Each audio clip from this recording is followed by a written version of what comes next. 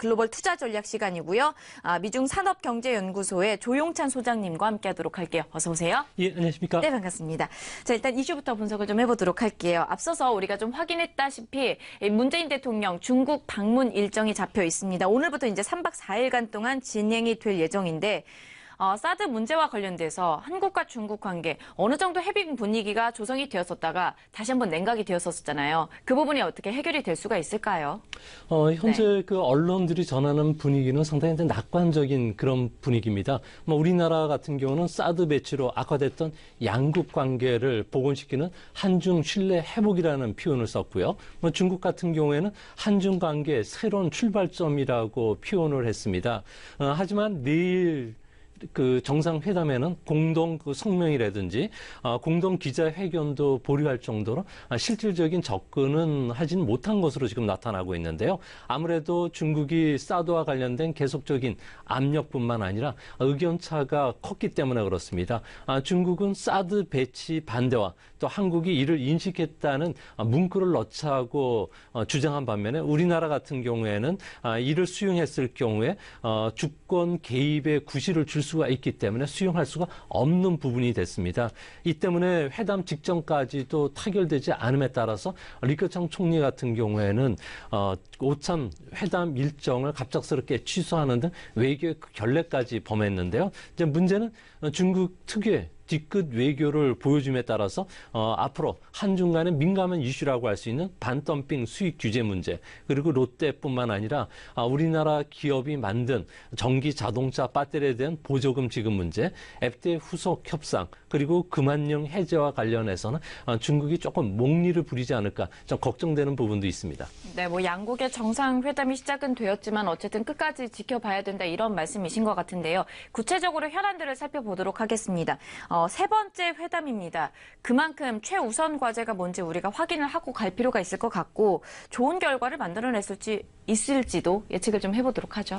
아무래도 최우선 과제는 그 북한의 핵 개발 억제가 되는데요. 총론에서는 합의를 할 것으로 보여지지만 아무래도 강론, 수단 부분에서는 서로 이견들이 크기 때문에 결과물을 만들어내기는 좀 어려울 것으로 보여집니다.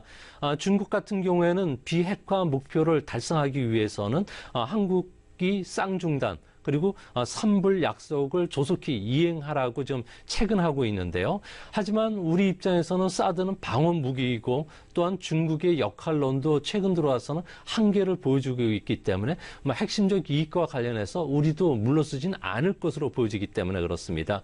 중국 같은 경우에는 유엔 제재로 인해서 북중 간의 고위급 인사 교류가 좀 중단된 상태고요. 평양 주재 중국 대사관을 통한 의사 전달도 지금 차단되어 있는 상태입니다. 이 때문에 러시아의 그 채널이 더 중국보다도 유용한 상황이 되고 있고요. 또한 미국 같은 경우에는 중국 견제 심리가 워낙 강하기 때문에 미중 관계가 돌아서지 않는 한 한중 정상회담 몇 번만으로 양국 관계를 복원하기는 좀 쉽진 않을 것으로 보여집니다.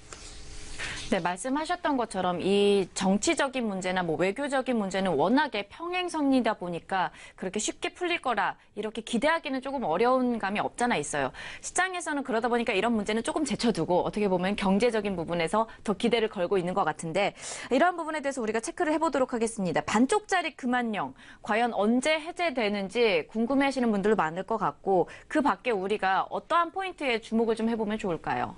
네, 중국 같은 경우에는 금한령 자체는 존재하지 않는다는 게 지금까지 공식적인 의견입니다. 이 때문에 사드처럼 금한령이 이슈화되는 것도 상당히 꺼리고 있는데요. 중국은 그 문화 쪽과 관련된 금한령은 관광 규제를 서서히 완화시켰던 것처럼 그 한국이 어느 정도 중국 의도대로 움직인 것을 보면서 방송이나 게임 그 인허가 그리고 공연 부분들의 허가가 서서히 진행되지 않을까 보여집니다. 이것보다도 더 관심 있는 부분은 한국의 신북방, 신남방 정책을 중국의 1대1로 구상과 연계시키는 안들이 이번 정상회담에서 시진핑 국가 주석에게 설명될 것으로 보여지고요. 또 이거와 관련해서 1대1로와 관련된 협의사항이 구체화될 가능성이 높아 보입니다. 이뿐만 아니라 증시가 지금 반기는 내용 중에 중에 하나가 한중 FTA와 관련된 서비스 투자 부분의 후속 협상도 이번 정상회담 기간 중에 개시 선언을 할 것으로 보여지고요. 또한 우리나라 같은 경우는 제4차 산업혁명과 관련해서 유망 기업을 발굴하는 스타트업 서미트와 관련해서 중국과 같이 공동으로 노력하겠다는 내용이 좀 담기지 않을까 보여집니다. 이뿐만 아니라 동계올림픽이 며칠 안 남았는데요. 맑은 동계올림픽을 위해서 미세먼지와 관련된 부분에서도 어느 정도 이야기가 나눠질 것으로 보여지기 때문에 이번 겨울은 맑은 하늘을 볼 수 있다는 점에서 우리한테는 다양한 경제적 효과를 가져다 주지 않을까 생각이 됩니다. 네, 이번에 한 가지 더 주목되는 포인트가 이 문재인 대통령의 방문과 더불어서 최대 규모의 경제 사절단이 함께 갔다라는 부분이에요. 그러다 보니까 이제 기대가 거는 부분도 많을 것 같고 우리 측에서는 선물 보따리를 많이 펼칠 것 같은데 앞서서 얘기하셨잖아요. 뒤끝 외교 괜찮을까요? 걱정되지 않을까요?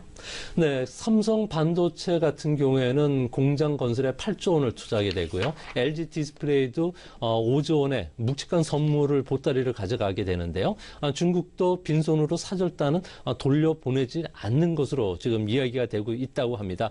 중국 같은 경우에는 외교나 국방 그리고 안보와 관련된 문제는 경제나 문화 교류와는 별도로 취급한다는 게 시진핑 2기 내각의 방침입니다.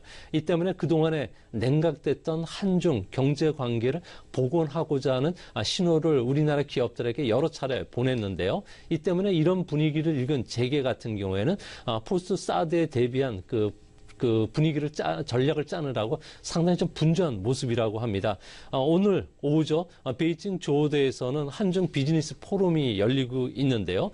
대통령이 참석해서 개막 연설을 할 예정으로 있다고 합니다. 이 때문에 300여 명의 기업인들이 중국 측에서는 상무부 장관 그리고 국제무역촉진위원회 그리고 중국 기업인들이 대거 참석을 하기 때문에 여기에서 어느 정도 MOU 체결이 있을 거로 보여지는데요. 증시에서 좀 반길 부분은 한중 로봇 기업과 MOU 체결 그리고 금융 부분에서는 은행 간 통화 스와프 양의 각서 체결뿐만 아니라 인프라 부분에 공동 지원하는 MOU도 체결될 것으로 보여지기 때문에 다양한 부분에서 사업 협력이 좀 교류가 앞으로 빨라지지 않을까 기대가 됩니다. 네, 다양한 산업에 있어서 협력이 기대가 되고 있는 시점입니다. 구체적으로 어떤 업종들이 있는지 우리가 좀 살펴보도록 할게요. 이번에 문재인 대통령 방중에 맞춰서 중국 시장의 가장 공략에 있어서 적극적인 분야가 살펴보니까 게임이나 패션, 화장품, 관광업계 이렇게 꼽혀지고 있는 상황이잖아요. 관련된 기업들의 주가가 벌써 급등락이 좀 컸어요. 어떻게 봐야 될까요?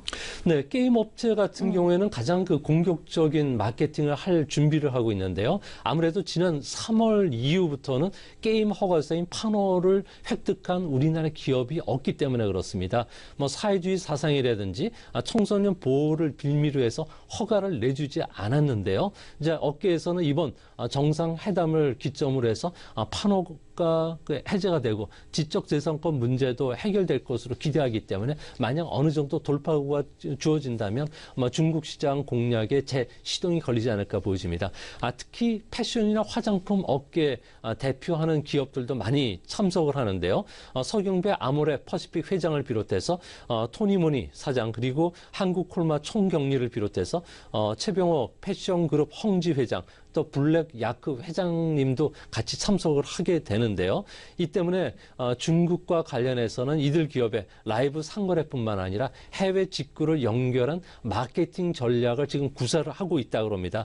앞으로 성취도를 내는 이런 기업들이 많아질 것으로 보여진다는 점에서 이들 기업들도 관심 있게 보셔야 될 것으로 보여지고요. 특히 정상회담 뒤에는 아무래도 단체 여행객 비자가 좀 더 확대될 것으로 보여집니다. 사드 이전인 80만 명 수준까지 회복은 당장은 어렵겠지만 점차 시간을 두고서 회복될 수 있다는 점에서 관광과 관련된 특수도 기대해 볼 수 있는 이런 대목인 것으로 보여집니다. 네, 말씀하신 것처럼 진짜 여러 분야에서의 기대감이 커지고 있는데 계속해서 걸리는 문제가 한 가지가 있죠. 바로 공동성명서조차 발표가 되지 못한다라는 부분입니다. 그만큼 사드 입장을 두고 이제 이견이 좁혀지지 않는 것 같은데 롯데나 전기차 배터리에 대해서도 중국이 특유의 사드의 뒤끝을 보여주지 않을까 걱정이 된다고 합니다. 어떻게 봐야 될까요? 네, 롯데마트 같은 경우에는 현재 중국 점포 한 12군데가 있는데요. 최종 그 매각과 관련된 승인을 중국 정부가 해주지를 않고 있고요. 또 면담까지 거부하는 등 표적 제재를 하고 있는 상황입니다. 좀 걱정스러운 점은 지난 8월 달에 긴급 수혈한 2차 자금이죠. 3억 달러 자금이 내년 1월이면 모두 소진되기 때문에 롯데 측의 고민이 좀 커지고 있는데요. 롯데와 관련해서는 앞으로 당분간 그만령 해제가 좀 더디지 않을까 보여집니다. 아무래도 사드 문제라든지 산불과 관련된 조치들과 관련해서 양국 정부의 이견이 크기 때문에 그런데요. 이 때문에 완전 해제까지는 좀 더 많은 시간이 걸릴 가능성이 높습니다.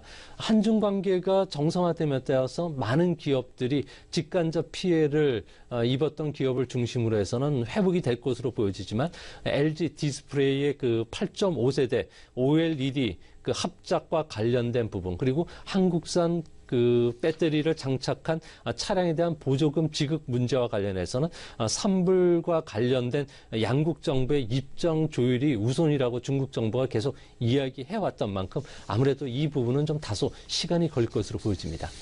네, 한중 FTA와도 관련된 이야기들 정리를 해볼 필요가 있을 것 같아요. 일단 서비스나 투자 분야에 있어서 후속 협상 개시를 선언할 가능성이 있다 이렇게 전해지고 있는 것 같습니다. 어떻게 보면은 이제 본격적으로 중국의 서비스 시장에 진출할 기회가 아닌가라는 이야기가 나오고 있는데 어떻게 봐야 될까요? 네, 그 한중 FTA 체결이 발표됐던 2015년도에 보면 서비스 부분에서는 최혜국 대우가 아닌 그보다 낮은 개방 수준의 분쟁 해경 조항만 뒀었는데요. 이 때문에 이게 부메랑이 되어서 우리나라의 그 관광이나 문화, 콘텐츠, 유통 서비스 부분에 사드 보복을 받는 직격탄이 됐던 것으로 지금 나타나고 있습니다. 이 때문에 앞으로 후속 협상에서는 최혜국 대우 조항을 넣는 문제들이 이야기가 될 것으로 보여지고요. 또한 그 서비스 부분과 관련해서 개방 품목을 명문화된 포지티브 방식보다는 개방하지 않은 품목을 제한한 모든 품목을 개방시켰다는 네거티브 방식으로 바꾸자는 게 우리 측 주장입니다. 이뿐만 아니라 투자자 국가 분쟁 해결 제도도 도입을 좀 서두르자고 우리가 요구를 하고 있는데요. 이런 문제들이 어느 정도 반영은 되겠지만 중국이 개발 도상국이라는 점 그리고 서비스 무역과 관련된 적자가 늘어나고 있다는 점에서 중국 정부도 한국의 모든 요구 조건을 좀 들어주기보다는 계속적으로 개방 폭을 넓혀가는 이런 점진적인 전략을 쓰지 않을까 생각이 됩니다. 네, 그렇다면 2차 협상에 대해서도 구체적으로 좀 정리를 해보고 가도록 하죠. 사실 이렇게 2차 협상이 되게 되면은 어떤 기업들이 수혜를 입는지 먼저 우리가 알아놓고 그에 대한 투자 전략이 필요할 것 같아요. 어떤 기업들이 있을까요? 네, 2020년이 되면은 중국의 서비스 시장 규모는 1조 달러에 달하고요. 중국 소비 시장 규모는 5천조 원에 달하는 큰 시장입니다. 이 때문에 155개 서비스 분야 중에서 현재는 10개 분야만 제한적으로 개방이 되고 있는데요. 앞으로 우리가 강점을 갖고 있는 많은 분야가 개방이 될 것으로 보여지기 때문에 우리 기업들의 직접적인 수혜를 받는 업종을 보면은 콜드체인망이라고 해서 우리나라의 그 뜨레주느나 파리바게뜨처럼 K푸드 같은 기업들의 그 유통 체인망들이 본격적으로 들어가게 될 가능성이 있습니다. 이렇게 되면 K푸드나 K커피, 신선식품과 관련된 문화가 좀 더 확대될 것으로 보여지고요. 또한 미용실이나 가발, 두피 치료 같은 K-뷰티 산업과 관련해서도 좀 더 시장이 확대될 것으로 보여집니다. 이뿐만 아니라 웰빙이나 친환경, 의료, 문화 콘텐츠와 관련해서 한국 기업들이 중국 틈새 시장을 공략할 가능성이 있다는 점에서는 앞으로 이들과 관련된 성과를 내는 기업들이 주시장에서도 크게 각광을 받지 않을까 보여집니다. 특히 주목되는 점은 현재 중국 그 관광시장에서 우리나라 기업들이 중국 관광객을 모집할 수가 없게 됐는데요. 앞으로 서비스 시장이 개방이 되면은 이런 모집도 가능해집니다. 이렇게 됐을 경우에 부가가치가 높은 맞춤형 상품도 개발이 가능한데요. 체험 관광이라든지 미용 관광 그리고 웨딩 촬영과 같은 경제적 부가가치가 높은 비즈니스를 하는 우리나라 관광업체도 나올 수 있다는 점에서 상당히 좀 긍정적인 효과로 받아들여질 수가 있을 거로 보여집니다. 네, 이렇게 해서 전반적인 중국의 방문 일정에 대해서 좀 살펴보면서 관련 기업들 이슈들 정리를 해봤는데요. 한 가지 좀 의미를 좀 체크를 해보도록 하겠습니다. 방문 일정을 보니까 이제 금요일과 토요일에 충칭을 방문을 하게 되어 있더라고요. 사실 중국 같은 경우에는 650개가 넘는 굉장히 많은 도시가 있는데 베이징을 제외하고 이 도시를 첫 번째로 방문하는 의미나 뭐 상징적인 부분이 있을까요? 아무래도 그 의미가 좀 큰데요. 충칭시 같은 경우에는 시 주석 같은 경우에는 정적 입지를 다졌던 도시입니다. 그만큼 중국 정치에서 상당히 중요한 역할을 해주고 있고요. 이 지역을 방문함으로 인해서 시 주석을 배려했다는 측면이 가장 큽니다. 두 번째는 이 지역 같은 경우는 중부 내륙 도시의 핵심 도시입니다. 서부 대개발의 그 중심 도시일 뿐만 아니라 1대1로가 시작하는 가장 출발점이기도 한데요. 이 지역에 우리가 1대1로와 관련된 사업 협력과 관련된 새로운 비즈니스들이 확대될 가능성이 높다는 측면에서는 그 관심을 두셔야 되는데요. 앞으로 유라시아 대륙과 관련된 대규모 이런 그 토목 건축 사업들 그리고 철도 건설들이 있을 거로 보여지는데요. 이렇게 되면 서울에서 유럽까지 가는 수송 시간이 철도로만 2주 미만으로 단축이 됩니다. 또 수송 비용도 대폭 절감이 되기 때문에 무역 장벽도 낮아졌을 경우에는 투자 기회라든지 상품 수출할 수 있는 기회가 더 늘어날 수 있을 거로 보여지고요. 또 이 지역 같은 경우에는 현대 자동차가 30만 대 공장을 갖고 있는데 그동안의 사드 문제로 상당히 공장 가동에 애로를 입었기 때문에 기업 애로를 청취한다는 측면에서 중국 정부 입장에서도 현대 자동차와 관련된 규제를 더 이상 하지는 못할 것으로 보여집니다. 네, 이렇게 해서 한중 정상회담을 앞두고 우리가 이제 살펴봐야 될 시장의 큰 이슈들과 더불어서 주목 포인트들 정리를 좀 해봤습니다. 참고를 해보시면서 대응 전략 만들어 보시면 좋을 것 같고요. 글로벌 투자 전략 시간이었습니다. 미중 산업경제연구소의 조용찬 소장과 함께했습니다. 오늘 말씀 고맙습니다. 예, 감사합니다.